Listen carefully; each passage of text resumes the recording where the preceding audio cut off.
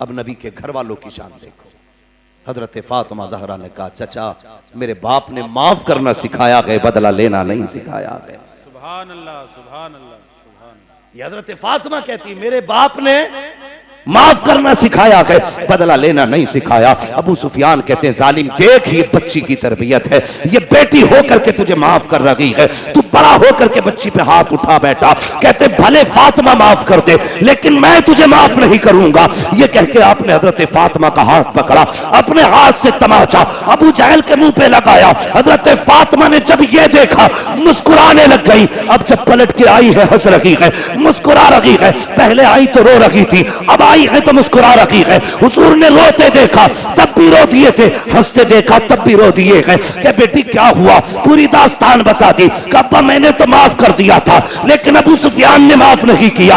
इतना सुना नबुव्वत वाली झोली फैल जाती है। कहते या अल्लाह अबू सुफियान को उस वक्त तक मौत न देना जब तक इसको मोहम्मद के दामन में जगह न मिल जाए। सुभान अल्लाह, सुभान अल्लाह। नारे तकबीर, नारे रिसालत, मसलके आला हजरत हजरत अल्लामा मुफ्ती हम्माद रजा साहिब क़िबला, जश्न ईद मिलादुन नबी, नारे तकबीर, नारे रिसालत। सुभान अल्लाह, सुभान ये मिलाद वाले नबी की बरकतें हैं। सुभान अल्लाह, सुभान अल्लाह। बहुत आज ये फर्क नहीं है। एक दौर वो था, हजरत फरमा रहे थे कारी साहब क़िबला कि बेटियों को जिंदा दफन किया जाता था। फर्क है ना, जो लोग पहले जिंदा दफन करते वक्त माथे पे पसीना जिनके नहीं आता था, आज हम देखते हैं बाल सफेद हो गए लेकिन फिर भी मजदूरी कर रहे हैं। पूछा जाता है कि भाई अब तो आराम कर लेते, कहते घर में भी बेटी मौजूद है, जब तक हाथ पीले नहीं करूंगा चैन से सो नहीं सकता। अल्लाह अकबर। जब ये बात कोई कहता ना तो ख्याल मदीने जाता। मैं सोचता हूँ या रसूल अल्लाह कैसा इनकलाब आपने दिया। जो कल बेटियों को मारने पे फख्र करते थे आज वो हाथ पीले करने पे फख्र महसूस कर रहे हैं। हाँ, आज बाप कहता मैं उस दिन कामयाब हूंगा जिस दिन बेटी इज्जत से रुखसत कर लूंगा। लेकिन अल्लाह तुम्हारा भला करे, हमने बेटियों की जिंदगी मुश्किल कर दी। तुम्हें पता है इस साल में 7 लाख मुस्लिम लड़कियां हिंदू बन चुकी हैं। किस चीज के हिसाब से? ये रजिस्ट्रार ऑफिस के हिसाब से बता रहा हूं। 7 लाख मुस्लिम लड़कियां हिंदू बनी हैं। मुझे बताइए ये क्यों हो रहा है? उसकी वजह यह है कि हमने निकाह मुश्किल कर दिया। असल वजह यह निकाह मुश्किल कर दिया। इतनी डिमांडें बढ़ गई कि आज एक गरीब सोच रहा है बेटियों का गला घोटूं कि इनकी शादी करूं। सारे मिलाद वाले, इतना बड़ा मजमा है। ये जमीन अल्लाह वालों की जमीन है, बुजुर्गों की बस्ती है ये। मगर मेरा एक सवाल है, क्या कोई बंदा ऐसा भी है जिसने ये कह के किसी की बेटी ली हो कि भाई मुझे दौलत प्यारी नहीं, मुझे मदीने वाला मुस्तफा का निजाम प्यारा है? सुभान अल्लाह, सुभान अल्लाह। आज पहले ही ख्वाब दिखाए जाते हैं। जो रिश्ते कराते हैं अच्छा काम करते हैं, भाई बड़ा काम है रिश्ते कराना भी, लेकिन उनसे एक गुजारिश है, रिश्ते कराएं ना झूठ बोल के ना कराएं। 500 रुपये एक जोड़े के लिए किसी के घर में आग ना लगा। अक्सर जो तलाकें हो रही है ना, निकाह के बाद जल्दी तलाक का नंबर क्यों आता है? इसमें बीच वाले लोग जो रिश्ते कराते हैं ना, ये उनकी वजह होती है। कैसे? ऐसे जब ये लड़की वालों के पास जाते तो कहते हैं लड़का 90,000 कमा रहा है। हाँ, 90,000। और जब लड़के वालों की तरफ जाते हैं कहते जी छोड़ो, अभी देख कर आ रहा हूं 10 तोले तो जेवर रखा है। ये फंसाया जा रहा है। इसे पता जब यहां तक आ गई तो निकलेगी तो है नहीं। भले ही 99 की 9 पे बीत नहीं है। इतनी बड़ी बड़ी बातें ये राज बना करके लोग ये कहा करते हैं जी 80 कमा रहा है, 90 कमा रहा है, ये कह के रिश्ते गलत तरीके से कराए जाते हैं। जब बेटी रुखसत होके आती है वो कहती तेरा बाप तो कह रहा था 10 लाख देंगे, उसने तो 5 ही दिए हैं। लड़की कहती तुम्हारे बाप ने भी तो ये बताया था, लड़के 90,000 कमा रहा है, अब जब से आई हूं 5 पैसे कमा के नहीं लाया। अब्बा भी कम नहीं होते हैं जनाब, इन्हें भी दुनिया देखी अब्बा ने भी। ये इतनी आगे की चीज है, रिश्ते से पहले गांव में हवा उड़ा दी जाती, बड़ा कमा रहा भाई भूरा का लड़का। ये जुम्मा कह के तो जवाब ही नहीं। कोई किसी का नाम हो तो भाई समझना मत। मैं मिसाल के तौर पे कह रहा हूं, खाली मसला एक समझाने की बात कर रहा हूं। अक्सर ये नाम होते हैं ना, बूरा, जुम्मा, बब्बन, हाँ, कलुआ, मलवा, ये माँ बाप रख देते नाम। तो मैं चूंकि इसी इलाके का हूं ना, तो मैं अपनी मादरी जबान भाषा इस्तेमाल करूंगा जी। मुहावरे में हम लोगों के यहाँ पे रहते हैं, कहते भूरा के लड़के का जवाब ही नहीं।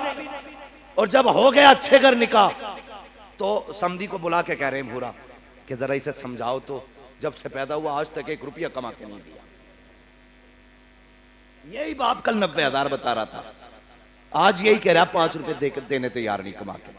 तो झूठ ना बोला। और बेटी वालों, तुमसे भी गुजारिश है, ये मत सोचा करो दामाद मंत्री लाना है, दामाद विधायक लेके आना है, दामाद इंजीनियर लेके आना है, दामाद डॉक्टर लेकर के आना है, बड़ा डिग्री होल्डर दामाद लाएंगे, ये कभी सोचा ना करो। अगर सोचना तो ये सोचा करो बस खुदा किस्मत से दीनदार दामाद दे दे, ऐसा दामाद दे दे भले रोज 2 रोटी कमाता हो, लेकिन इज्जत की 2 रोटी बेटी को खिला सके, चैन से बैठा के खिला सके। अगर तूने अपनी बेटी MBBS को दे भी दी तो क्या दे दी, अगर उसके घर में तेरी बेटी को मिल के रोटी मिलती रही या सुबह शाम ये ताना मिलता रहा, तेरे बाप ने दिया क्या है? आग लगे ऐसे समझाने को जहां बेटी सुकून से नहीं रह सकती है, आग लगे ऐसे अमीरों को जहां बेटी रोज शाम को रोए। अगर घर देखना है ऐसा देख जहां बेटी भी चैन से रखे, बेटी शाम से भी रहनी चाहिए। आज जो आग लग रही है ना, ये इसलिए लग रही है लड़की वाले भी कम नहीं, ये खुद 19 है तो दामाद 21 चाहिए, ताकि मेरे घर आए मोहल्ले वाले पूछे किसका दामाद है। बेटे शायद दूल्हा को तो कोई नहीं पूछता किसका दामाद है, लेकिन जनाजे को दुनिया पूछती है ये किसका जनाजा है। याद रखना, जनाजे को सब पूछते हैं ये किसका जनाजा जा रहा है।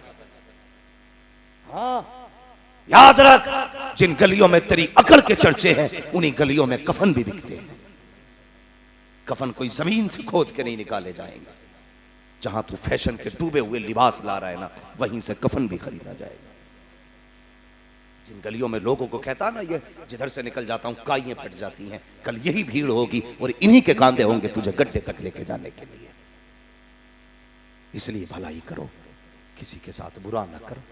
हुजूर आए ना, कसम खुदा की कायनात मुस्कुराने लगी। कोई इतनी इज्जत देगा यार?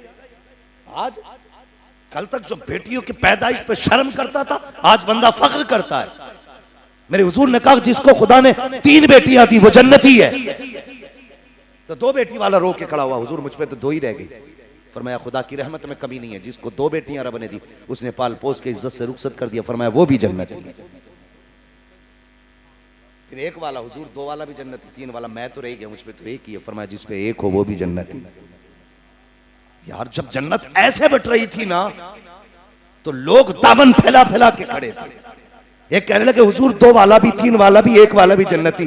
जिस पे बेटी ना हो हुजूर वो कैसे जाएगा जन्नत में? फरमाया बेटी ना हो, दिल में बेटी की हसरत रखता हो।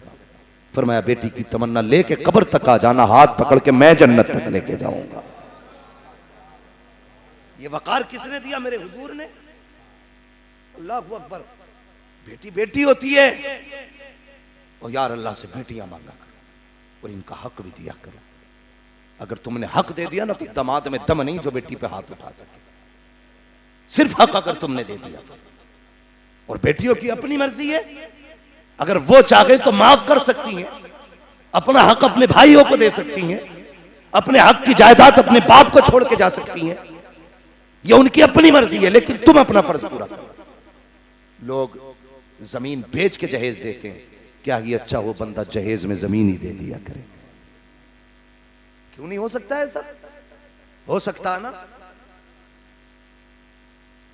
समझ सकते हैं ना मेरी बात? मैंने सब भी बयान करूंगा, लेकिन पहले थोड़ी कड़वी सच्चाई भी सुन लो। ये भी जरूरी है, कभी अपने आप को आईने के आगे खड़ा करके भी देखा करो, क्या वाकई हम मुसलमान हैं? हाँ, एक बंदा कह देता खाली कि ना साहब आओ मुझसे जन्नत लेके चले जाओ, कभी ये भी देखा करो जन्नत लेने के हकदार हैं? फरमाया गया क़यामत के दिन ना कुछ लोगों को जहन्नम में लोग फरिश्ते लेके जाएंगे ना, तो कुछ फरिश्ते देख के उन्हें रो देंगे। तो ये कहेगा यार तुम क्यों रो रहे हो? तो वो कहेंगे यार मैं इसलिए रो रहा हूं